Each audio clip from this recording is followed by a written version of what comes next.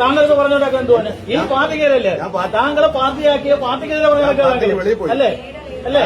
ആ വെളിയിൽ പോയി. അതാ പറഞ്ഞേ, എല്ലാം നേടിക്കഴിഞ്ഞ് പുറത്തു പോയി. അത്രേ ഉള്ളൂ. കമ്മിക്കൂട്ടങ്ങളുടെ കരച്ചിലാണ് മുകളിൽ കണ്ടത്. മുൻ CPM നേതാവും അമ്പലപ്പുഴ MLA-യുമായ ജി സുധാകരൻ ആലപ്പുഴയിലെ സ്കൂൾ ഗ്രൗണ്ടിൽ നിന്ന് അനധികൃതമായി മണ്ണ് കടത്തുന്നതുമായി ബന്ധപ്പെട്ട കാര്യങ്ങൾ അന്വേഷിക്കാൻ എത്തിയതിനിടെയാണ് CPM പ്രവർത്തകരുമായി വാക്കുതർക്കത്തിനിടയായത്. ജി സുധാകരനെ കണ്ടപ്പോൾ തന്നെ CPM പ്രവർത്തകന്റെ കൺട്രോൾ പോയി. പാർട്ടിയിൽ നിന്ന് എല്ലാം നേടിയതിനു ശേഷമാണ് ജി സുധാകരൻ പാർട്ടി വിട്ടതെന്നും പറഞ്ഞാണ് MLA-ക്ക് മേൽ കുതിര കയറാൻ തുടങ്ങിയത്. എന്നാൽ അപ്പോൾ തന്നെ കൃത്യമായ മറുപടി കൊടുക്കുന്നുണ്ട് ജി സുധാകരൻ. ജനങ്ങൾ അംഗീകരിച്ചു കഴിഞ്ഞെന്നും ആലപ്പുഴയിലെ തന്റെ വിജയം അതിനുദാഹരണമാണെന്നും അദ്ദേഹം ചൂണ്ടിക്കാട്ടി. അഭിപ്രായ വ്യത്യാസങ്ങൾ ഉണ്ടാകുന്നത് സ്വാഭാവികമാണ്. എന്നാൽ അതിനിടയിൽ മാന്യതയുടെ അതിർവരമ്പുകൾ ലംഘിക്കുന്നത് കമ്മ്യൂണിസ്റ്റ് പാർട്ടിയുടെ പണ്ടേയുള്ള ശീലമാണ്. അത് തന്നെയാണ് ഇക്കാര്യത്തിലും സംഭവിച്ചത്. അഭിപ്രായ ഭിന്നതയെ തുടർന്ന് ജി സുധാകരൻ CPM-നെ വിട്ട് സ്വതന്ത്രനായി. പിന്നാലെ അമ്പലപ്പുഴയിൽ UDF പിന്തുണയോടെ ജി സുധാകരൻ വലിയ ഭൂരിപക്ഷത്തിൽ വിജയിക്കുകയായിരുന്നു. അതിനുള്ള അമർഷം ചെറുതൊന്നുമല്ല പാർട്ടിക്കുള്ളത്.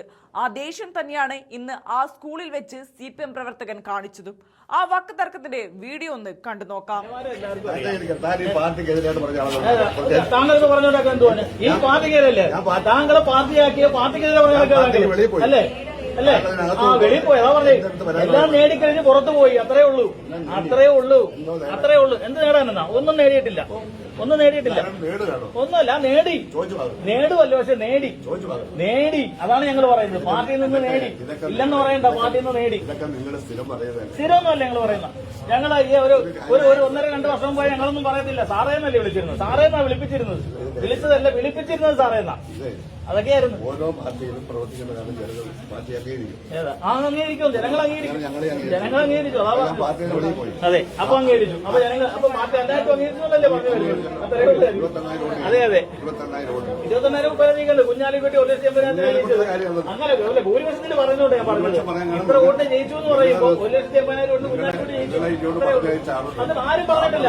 ആരും പറഞ്ഞില്ല. ഞങ്ങൾക്ക് നേരിട്ട് വന്നത്. അതാണ് കണ്ട, അതാണ് പ്രശ്നം. അവിടുത്തെ പ്രശ്നങ്ങളാണ്. ഞങ്ങൾ പറഞ്ഞു വെച്ചാൽ തോറ്റുപോയെന്ന്. എല്ലാ തവണയും ജയിച്ചല്ലേ MLA മന്ത്രി ആയത്. അതല്ല, എല്ലാ തവണയും ജയിച്ചു വന്നാണ് MLA മന്ത്രിയായത്. അതാണ് കറക്റ്റ്. ഒരു പ്രാവശ്യം പോലും തോറ്റില്ലെന്നും. ആ പ്രസ്ഥാനം തീരുമാനിച്ചു. പിന്നെ ഞങ്ങളൊന്നായിട്ട് വന്നത്. ഇപ്പൊ തോറ്റാണ് പ്രസ്ഥാനം തീരുമാനിച്ചായിരുന്നു. അത്രേ ഉള്ളൂ. അത്രേ ഉള്ളൂ.